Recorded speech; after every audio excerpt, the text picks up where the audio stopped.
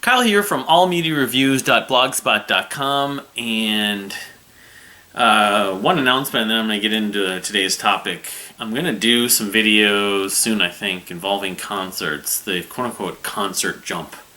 Sometime early next week, probably Tuesday, I don't know, depending on time.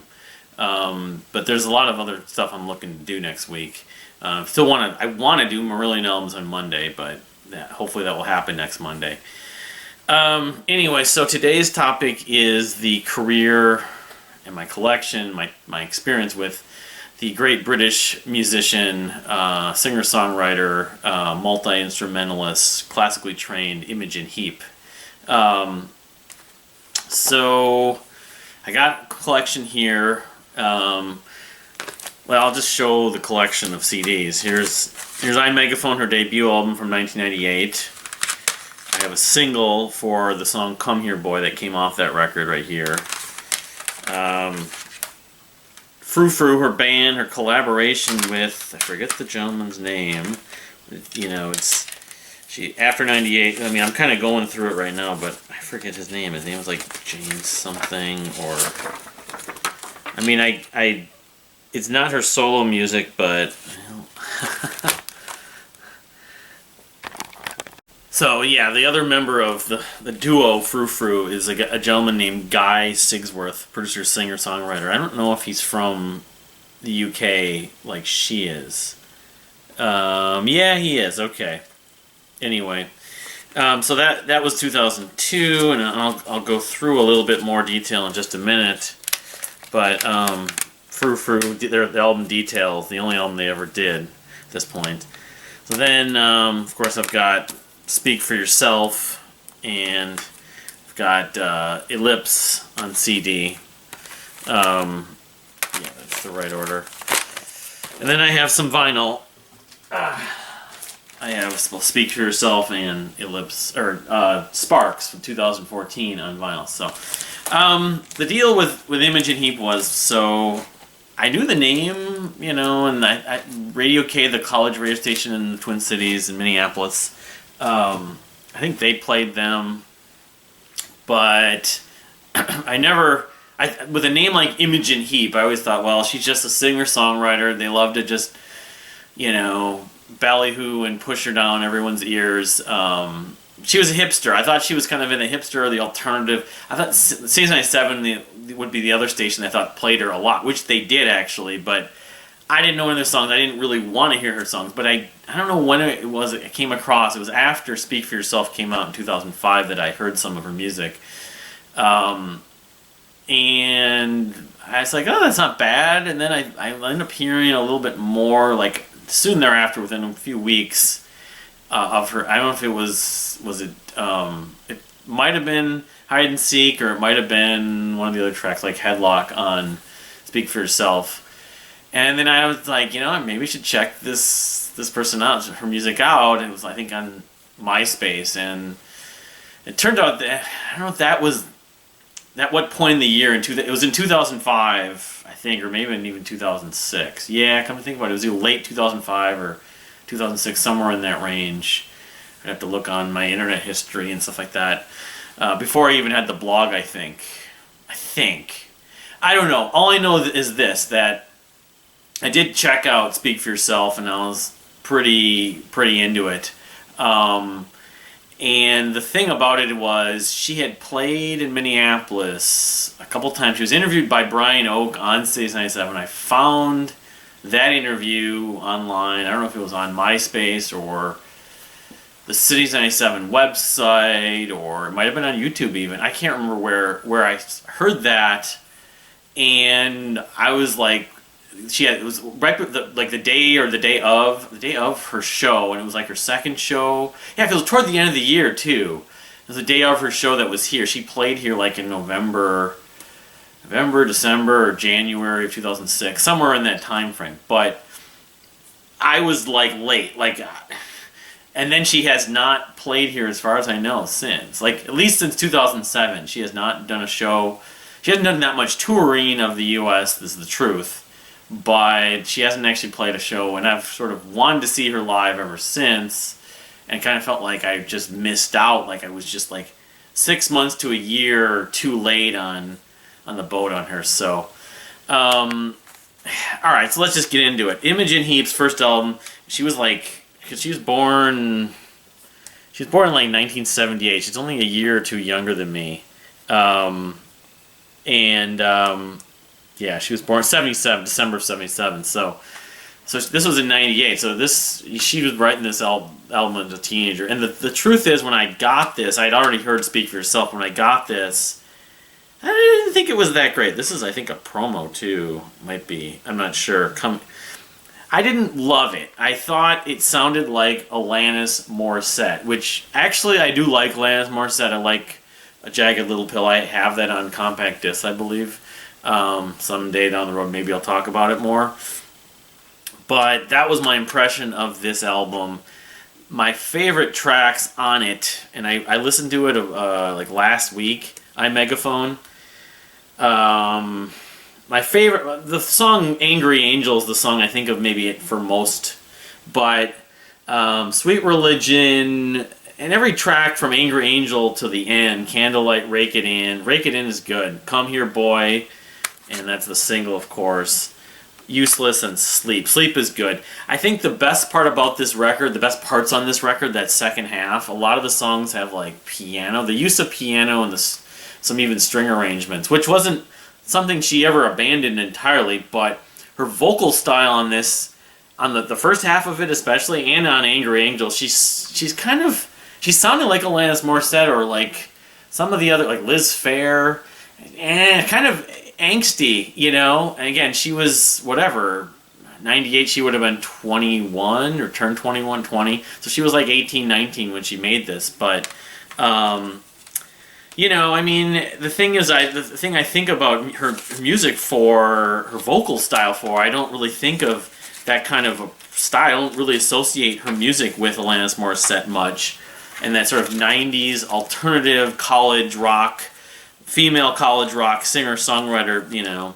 I wouldn't know if I'd put Sheryl Crow in that category exactly, but loosely there were a bunch of them, you know, Lisa Loeb. Some of these female singers that sometimes when they're like Courtney Love, they want to sing kind of almost the Joan Jett influence to an extent. I thought Alanis Morissette pulled it off somewhat, with a blend of kind of clean singing and sort of angsty singing.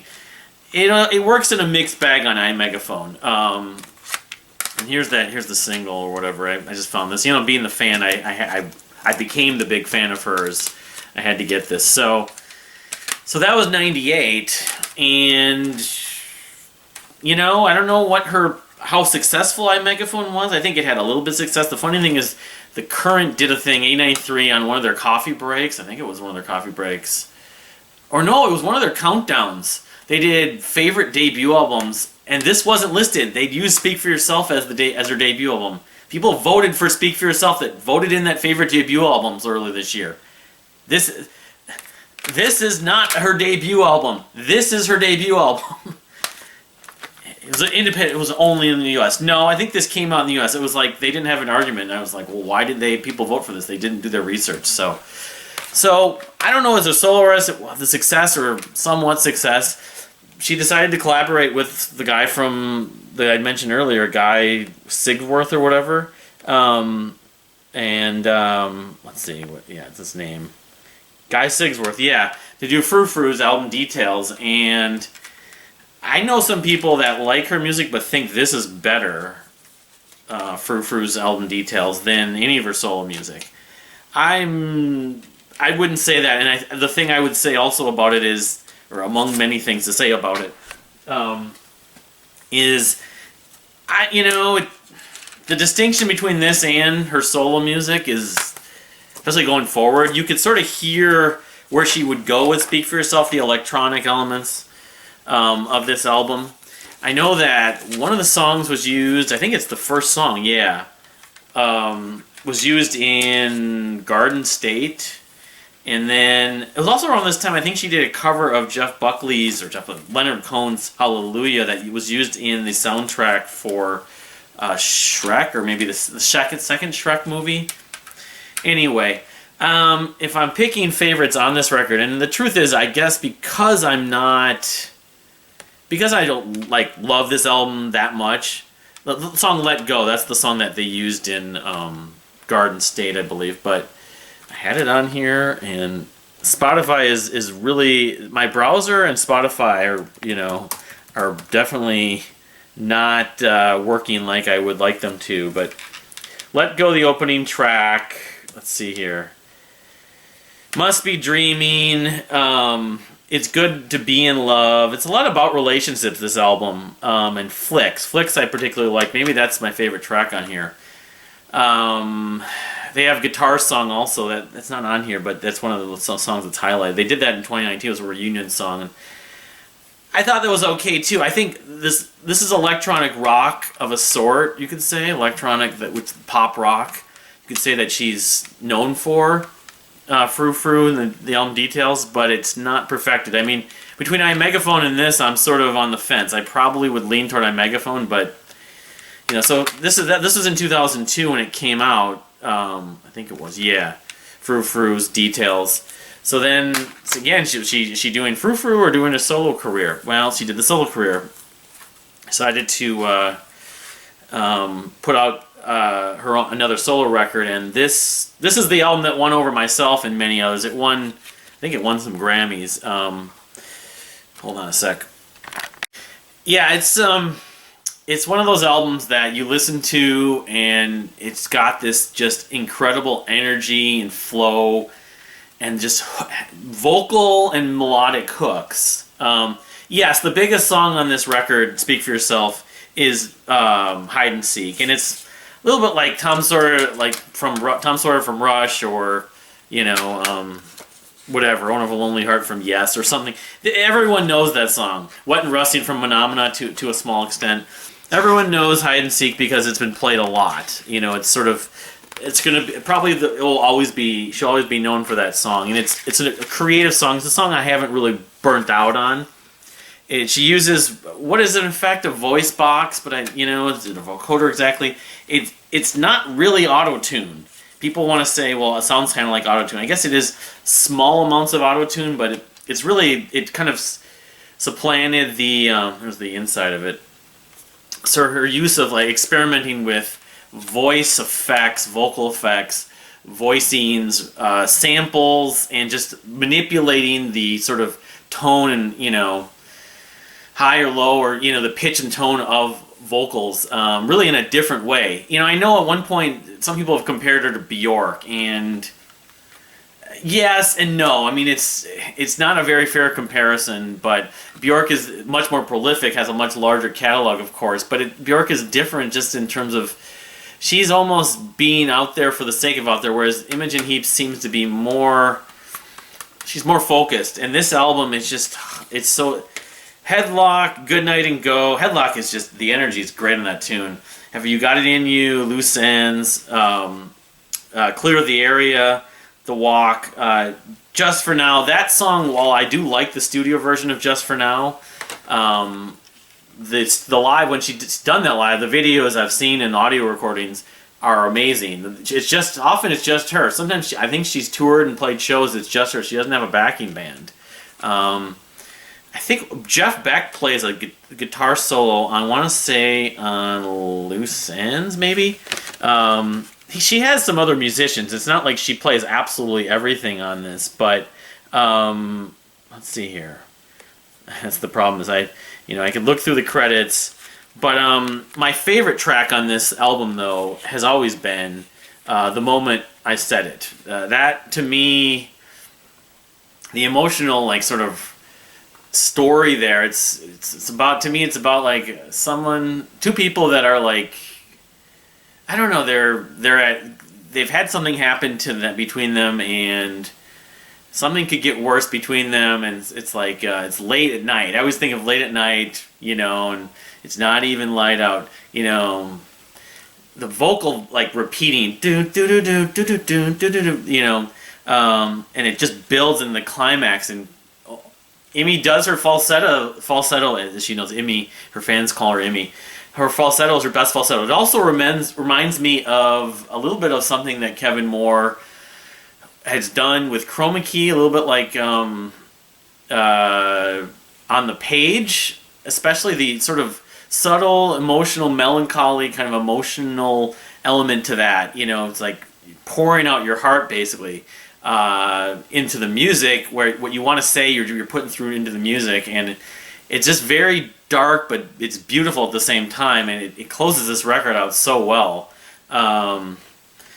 That, or even like Space Divest when he worked with Dream Theater, that really is a Kevin Morse song. So yeah, I mean, she really just everything really worked on it. The only track I'm not thrilled with, that I still don't mind, but I'm in Love with You, which has like sort of a more funky element to it. It doesn't, the electronic pop rock, you know, piano driven at points, orchestral elements on so many other songs with the hooks doesn't fully exist with that song. That song sort of sticks out, but I don't hate it. I just think, you know, that's probably the one track that kind of prevents this record from being like 5 stars for me. But I know a lot of people would totally think that's probably one of their favorite tracks on here. But I forget what it was. Yeah, the whole story about what she was doing, Frou Frou or this, you know, and this just did really well. So after that, I was a fan. I was talking with, you know, a lot of her fan base and stuff like that. And, you know, excited to see what she might do next. She's not going to tour. And she had a YouTube channel. Yeah, that's right. It was like, I think it was 2006. I discovered her, or maybe it was 2007. It was 2007. And she was posting like these vlogs, video blogs that people do. I've done a few myself, I guess. I probably should do more. About the song she was writing and just frustrated with, laboring over. It went on for the better part of a year, probably more. Because it was throughout 2007, a lot of 2007 and 2008. I mean, I was on MySpace, on her MySpace page too then, but so finally she did finish the album, but it just, I think she reworked and she just beat herself up over this record, this album, The Lips, that came out in 2009. And, you know, the opening track, First Train Home, is a good track. It sounds like something that could have been on Speak for Yourself. But I remember listening to it, I don't know, 3, 4, 5 times, and really just, maybe I had too high of expectations after loving Speak for Yourself so much, thinking that it was going to be even close to as good, and I just didn't have the desire to listen to it because a lot of the songs were different, experimental, and I just, you know, but I listened to it just today, and there's a few tracks here that I do still like, besides First Train Home. 2-1, there's an orchestral element on that track. Let's see here, I can show, and I think the version I have is like, yeah, it's like a double disc. I don't know if it's like a documentary. I didn't even realize that, because I have 2 versions of, because I was so excited for this record finally come out. I was like, you know, I ended up buying this, I don't know, this is the special edition or what? Oh, the instrumentals, that's what it was. Yeah, and it's just, you know, I really was excited for this record, and it wasn't, she was in company like that, where there were a bunch of bands that put out albums in 2009 that I was excited for that I did not get attached to. Oh, no wonder. Interesting. Well, that's good to know. Anyway, well, my actual compact disc, I think, is in a different case. But, you know, I guess in revisiting it, I was probably a little too harsh on it. And that I would probably, you know, in her catalog, I wouldn't put it at the bottom anymore, maybe. I don't know. I probably, it's, from a percentage of the songs I like, yeah, I probably like it more than her debut album now. Not by a lot, but let's see here. I finally pulled up Spotify. Wait It Out, Swoon's another one. The Fire is just samples. It's a very moody piece. A lot of this album, and Half-Life, the closer is definitely good. The mood and atmosphere on this record still has appeal to me. I just think it just didn't have the memorability as much. First Train Home is memorable, but I would say 2-1 is maybe my favorite track on here now. Those my go-tos would be First Train Home and 2-1. So then, you know, the experience she had, I was reading about on Wikipedia, trying to make this record and being frustrated with it. It was just her, basically her in her like home or whatever. she got frustrated with that and decided, I'm not going to put out albums right now. I'm just going to put out some songs. So she did that from like 2010 to 2000, basically 11, 12, 13.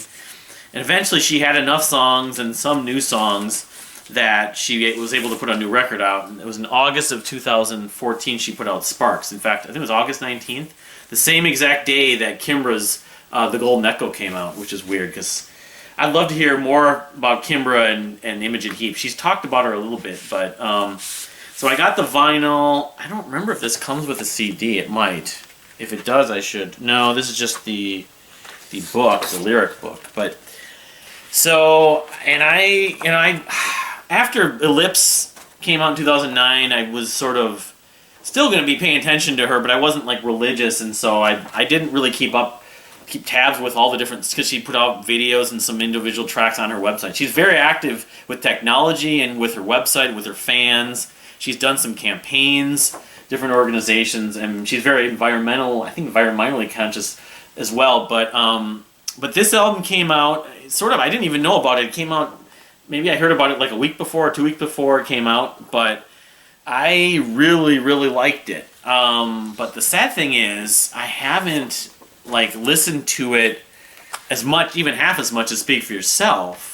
And whether that I've just been listening to other music or whether that be, just time and remembering. But it's one of these records that, in 2014, it was in my top 20 albums. It probably should be in the top 10 now if I revisit that year. I listened to it again today, and it's really good. I would say it's almost as good as Speak for Yourself, Sparks. And just going over the tracks, one of the songs I probably loved when I first heard it especially back in 2014, but is the track Run Time. The end of that is just goosebump worthy. The crescendo and the sort of, oh man, that song is awesome. Another track that stands out a lot to me, I always get goosebumps or some sort of ASMR thing, but in a really good way. I think it's a seduction kind of track, is Neglected Space. Because she's half talking, half singing. Kind of her the way she used her vocals in that song is very seductive. I have to admit that she's got a very pretty voice, a very soothing voice at times. This album could be described as a soothing album as much as anything else. But it, where to find me is great. It's got a great mood setter. That line at the end, I'm young again, is sort of very soothing and very uplifting, or kind of, there's a warmth to it. Entanglement, The Listening Chair is experimental. Lifeline, I heard it almost. The last two tracks are probably the only, ZZ She Knows and Propeller Seeds are the only kind of, they're more mood. That and Telecommunications are the only tracks I didn't heart on Spotify. But, oh man, The Beast, that's like a sci-fi thing, is talking about steady as you go and everything like that. And this album is sort of a great combination of Sparks of mood, soothingness, experimental, electronic, conceptual elements, there's still a lot of the electronic side, but there's all this acoustic stuff and ethnic sound. She uses, it's Lebanese, not Lebanese, I forget what is it? It's, it's mentioned on Wikipedia. Dead Mouse was involved in one track. I know him. I don't know the other two people that were involved. Vishal Shekhar and B.O.B. were guests on this, but dance pop, ambient, Bhangra, acapella. There's some acapella in there too. Bhutanese folk. So I don't know Bhutanese what that's referring to. It's somewhere in parts of Asia, I think. I don't know what Asian ethnicity that is it Buddhist? Let's see here. Bhutanese folk is Drupka Buddhism. Yeah, it is Buddhism. So, but there's a almost ethnic world music, world music element to a lot of these songs that works at least to an extent. Minds Without Fear is another song I enjoy.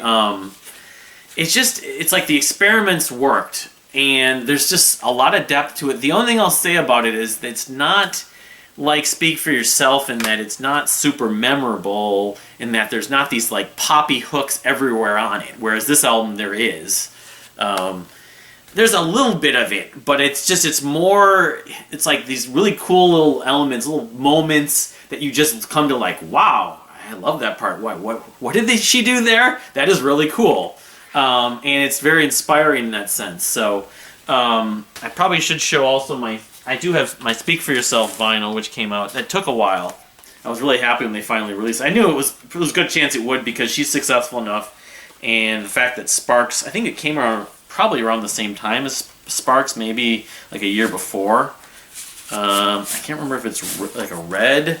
Might be a red vinyl. The Speak. Oh, it's blue actually. But I'm pretty sure I didn't actually show it. I think it came out long enough ago. I don't remember. It wasn't that recently this came out, because I remember it was a big deal when it was released, but it was one of the, I'll say, the earlier records that I bought. There's something inside here though. Oh, like a write-up from her. Thank you. Actually, I got some sort of write-up from someone with the people that... Hi, my name is Carlos Lowry Carr. I'm a singer-songwriter from the south of England. I had never read through this, actually. She's asking me to check out her music, but big Imogen Heap fan. Maybe she was involved in the pressing of it. I don't know. Either that or... I was very passionate about Imogen Heap. The thing about it is I haven't been that into a lot of female musicians, especially like... I mean, Annie Haslam from Renaissance was like my go-to. Yeah, it's blue. Imogen Heap was one of the first female musicians I really, like modern musicians, I really like got into. And it's like, I can't be accused of listening to only men. And since then, I have gone on to like Kimbra and Janelle Monáe and a lot of others. Timbre, Brooke Wagner. Yeah, here's the lyric sheet, the cover, the artwork on there, and the lyric sheet. But so the thing is, she did Sparks in 2014, and I know she had at least, I think she had 2 kids. She had one baby at least, but maybe a second. Although I'm not sure if she's actually, like, if she's in a relationship with the father per se. But that's not really what I'm focused on exactly. But it has affected her what's been coming out. She's been doing a lot of stuff with technology. I know that's half of what her job is like enhancing and innovating technology with music and sounds and computers and keyboards and stuff like these gloves that she wore for a few of the songs on both this album. The listening, was it the one song's titled The Listening Chair? There's a video of her like sitting like all this stuff with these gloves and stuff, but she's put out singles, and I'm guilty of saying that I know them off the top of my head. There's some of them I have enjoyed. I've posted about them in the blog, I think, at points since 2014 and on Twitter and stuff like that. But I know I read a couple years ago, I think it was in 2018 or maybe 2019, that her next record is like, the songs have already been written and recorded. It's a matter of, how she's going to release it. And so there was thought that she was going to release it, I think it was 2019, and then 2020, but everything with COVID kind of hurt that. I know she did come over to the States and did a couple of shows, one in Seattle, but I don't want to say that was in 2019, but and she's posted videos. I watched a video from her Instagram and also YouTube, like a YouTube stream, a music video of a song I liked earlier this year in 2021. So something's gonna happen at some point, and she's one of these artists that, Imogen Heap, that she's not gonna, after her experience with Ellipse especially, she's not gonna just release things. She's gonna just release things individually, and then when it's ready to put the whole thing out. It's a little bit like how Lorena Kindo has done things recently with their albums, because they've released a lot of songs that haven't been on the albums, and a lot of them to the Patreons, like myself, and some others, like when the band Revere from England were starting out too. They did the same thing. They put out, I don't know, maybe 8 singles and 2 EPs or something before they put out an album. And the Formal Horses did that, I guess. The band I just recently got into, also from England. Maybe it's a UK thing, I don't know. So bands and artists are doing that more and more. But I just think, it's only a matter of time. Within the next year or two, her next record probably will come out. But yeah, so what's your take on Imogen Heap? Are you a fan? Do you just know Hide and Seek, because if you've only heard Hide and Seek, you could be missing out. But you know, what's your take on Sparks? You know, where do you compare? If I was ranking her records, I should start doing this more. I would put Speak for Yourself #1, but Sparks is definitely a close second. And then I probably would have to go with Ellipse third, even though maybe I'm warming up to it a little bit now, some 12 years later. Ellipse would probably be third, and Frou Frou and I Megaphone are kind of, the last two. I don't consider them bad records, but she was much younger, and she's definitely grown and evolved, or improved, or just changed for the better as a songwriter, what she wants to do. I mean, this record, Sparks, though, is a special record. I should know it better. I probably, over the next 5 to 10 years, I'll probably listen to it a lot more than I've listened to the last 7 years, because I've kind of slept on it. As much as I still always enjoyed it, I think, like Kevin Gilbert's Giraffe albums, I think I owe it to myself to listen to it more. It's just, you don't have so much time, there's so much damn music to listen to, but I love it. It's an incredible, if I did a top, 30 records from the 2010s, it would have to be considered in there for sure. So, anyway, thank you for watching. Please give it a like and subscribe, and I'll see you next time. Another note I was going to say about this is it's noteworthy that this album, well, two things. It was about her, I know, like one of the songs, the moment I said it was about one of her relationships, but also she self-funded this record, which is remarkable. After having the success or whatever with Frou Frou, maybe with the whatever money she might have got from having the Frou Frou song in movies like the Garden State stuff, and I don't know if it was that, whether she probably got paid a fair amount of money to do that cover of Hallelujah or whatever. But yeah, it's interesting that Speak for Yourself is one of the rare cases of someone who self-funded an album. That's what makes it so remarkable also. But I forgot to include that little facts and stuff. But anyway, see you next time.